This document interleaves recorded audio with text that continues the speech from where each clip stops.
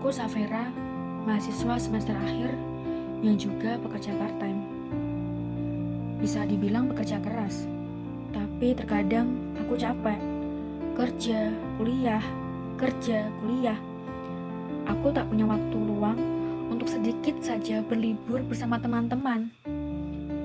Aku harus hemat dengan uang jajanku karena semuanya biaya aku tanggung sendiri. Bayar kos, bayar kuliah, buat makan. Yang pasti, aku iri dengan teman-teman yang punya waktu luang dan banyak uang. Mereka beruntung dapat bersenang-senang tanpa memikirkan bagaimana harus mencari uang. Sedangkan aku harus berusaha payah untuk mendapatkan setiap hal yang aku inginkan. Apa ini yang namanya privilege, seperti kata orang? Hak istimewa yang ternyata aku tidak punya. Kalau gitu, Tuhan tidak adil. Hai, aku Rita. Aku seorang pekerja penjaga toko. Aku baru lulus SMA. Ayahku tak membolehkanku kuliah karena tak mampu biaya. Aku harus bekerja karena membantu ekonomi keluarga. Aku iri melihat mereka yang mampu pergi menuntut ilmu ke jenjang yang lebih tinggi. Orang-orang kaya tak perlu memikirkan biaya. Orang-orang pintar bisa dapat beasiswa. Inikah privilege? Kenapa hidupku pas-pasan? Apa menurut kalian Tuhan itu adil? Hai, aku Mawar. Aku anak pertama dari 3 bersaudara. Aku yatim dan memiliki 2 adik kecilku. Membiayai hidup mereka, tanggung jawab melekat dalam pundakku. Untuk melanjutkan hidup, aku bantu ibu berjualan. Aku hanya lulusan SMP. Inginku menggapai angan di jenjang SMA. Namun apa daya, ijazah SMP tak sedikit membantu di kehidupan ini. Aku terjebak pada kekhawatiran masa depan. Mengapa aku begini? Apa benar Tuhan itu tidak adil? Hidup ini bukan milik kita. Bukan kita yang menciptakan hidup, bukan juga kita yang menciptakan manusia. Jika kita yang menciptakan, kita bisa menciptakan hidup kita, fisik kita, semau kita. Nyatanya, hidup bukan milik kita. Lalu milik siapa?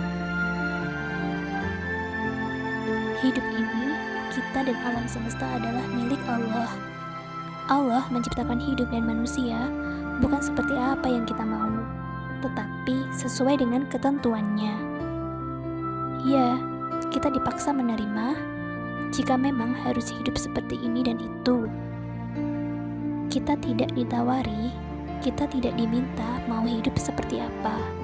Tiba-tiba kita lahir ke dunia dengan segala hak prerogatifnya. Privilege?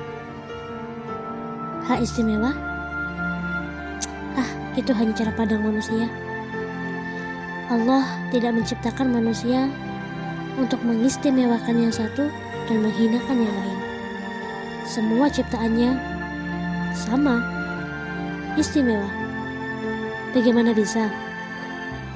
Tentu saja Allah menciptakan manusia dengan tujuan yang sama, tapi nasib yang berbeda. Tujuan itu adalah menjadi khalifah di bumi, menjadi pemimpin untuk hidupnya bagaimanapun kondisinya. Tak perlu khawatir masalah nasib. Tak usah menyalahkan takdir. Yang kaya tidak menjadi mulia jika berfoya-foya. Yang miskin tidak menjadi rendah karena ia suka bersedekah.